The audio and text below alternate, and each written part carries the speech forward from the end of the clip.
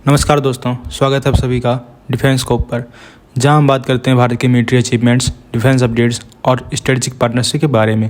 तो चलिए शुरू करते हैं बिना किसी देरी के।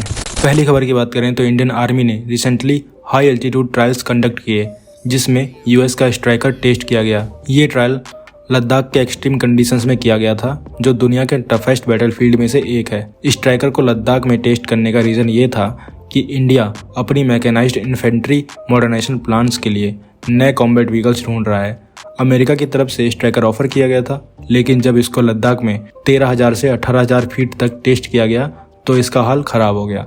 रिपोर्ट्स के मुताबिक ये व्हीकल सिर्फ फ्लैट एरियाज में ही स्ट्रगल नहीं कर रहा था, बल्कि एक सिंपल 20 मीटर का हिल भी चढ़ नहीं पाया। अब प्रॉब्लम क्या थी?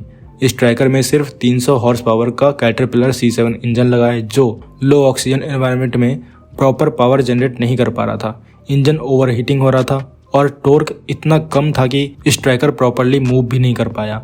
एट वन पॉइंट ट्रायल्स को रोकना पड़ गया ताकि इंजन ठंडा हो सके, वरना ट्रांसमिशन फेल हो सकता था। जब इसको इंडिया के indigenous wheeled armour platform 8x8 से कंपेयर किया गया तो व्हील्ड आर्मर प्लेटफॉर्म ने इजीली वो same high altitude test pass कर लिया।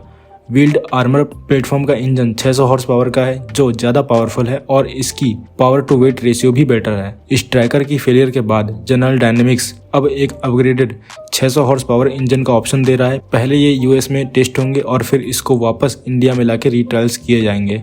अब सवाल ये है कि इंडिया को स्ट्राइकर लेना भी चाहिए या नहीं। इंडियन आर्मी करंटली रसिया के BMP-2 infantry fighting vehicle use कर रही है, जो काफी पुराने हो चुके हैं। यूएस एक डील पुश कर रहा है जिसमें 530 स्ट्राइकर व्हीकल इंडिया के लिए को प्रोड्यूस किए जाएंगे, पर अब जब इसका लद्दाख में इतना बेकार हाल हो गया तो इंडियन आर्मी शायद इस डिसीजन को रीकंसीडर करे। तो क्या कहेंगे आप इस खबर के बारे में? कमेंट सेक्शन में जरूर बताइए। अगली खबर की बात करें तो इंडियन नेवी अपने वॉरशिप की एयर डिफेंस कैपेबिलिटी को और स्ट्रॉन्ग बनाने के लिए DRDO के very short range air defence system को इंटीग्रेट करने की सोच रही है।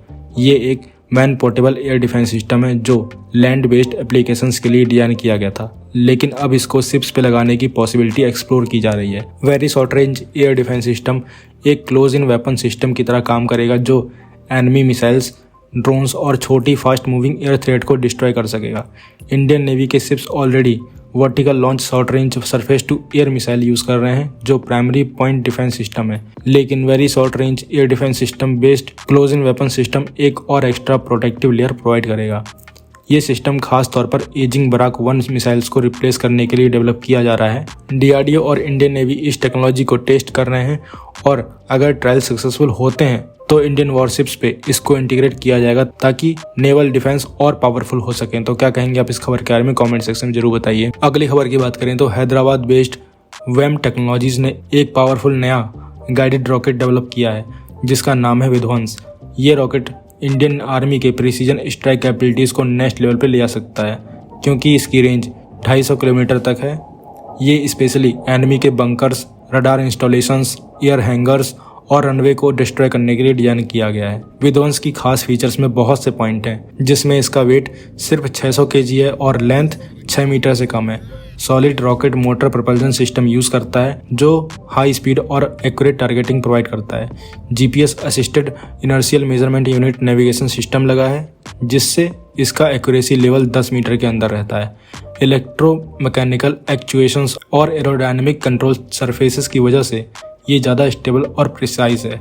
अगर इंडियन आर्मी इसको अप्रूव करती है तो ये इंडिया के मेक इन इंडिया इनिशिएटिव के अंडर एक मेजर डिफेंस ब्रेक थ्रू होगा। वेम टेक्नोलॉजीज पहले भी ब्रह्मोस और एंटी टैंक गाइडेड मिसाइल्स जैसे हाई एंड डिफेंस प्रोजेक्ट्स का पार्ट रह चुका है, तो विध्वंस का फ्यूचर बहुत ब्राइट होने वाला है। तो क्या कहेंगे आप इस खबर के बारे में? कमेंट सेक्शन में जरूर बताइए। अगली खबर की बात करें तो इंडिया के डिफेंस सेक्टर में एक और बड़ी जीत मिली है, क्योंकि solar defence and aerospace limited, जो कि सोलर इंडस्ट्रीज की एक सब्सिडरी है, उसने मिनिस्ट्री ऑफ डिफेंस से 239 करोड़ रुपए का कॉन्ट्रैक्ट जीत लिया है। ये कॉन्ट्रैक्ट इंडियन आर्मी के लिए multi mode hand grenades supply करने का है, जिसे 1 साल के अंदर पूरा करना होगा। अब बात करते हैं कि ये मल्टी मोड हैंड ग्रेनेड्स होते क्या हैं। ये ग्रेनेड्स एकदम एडवांस टेक्नोलॉजी के साथ आते हैं और इनका सबसे बड़ा फायदा ये है कि ये दोनों ऑफेंसिव और डिफेंसिव मोड्स में काम कर सकते हैं। ऑफेंसिव मोड्स का मतलब है कि जब सोल्जर्स खुद अटैक कर रहा हो और ग्रेनेड का ब्लास्ट ज्यादा बड़ी एरिया में इम्पैक्ट करे, और दूसरी साइड डिफेंसिव मोड में ग्रेनेड का इफेक्ट लिमिटेड होता है ताकि सोल्जर खुद को भी बचाकर स्ट्रेटजिक पोजीशन ले सकी।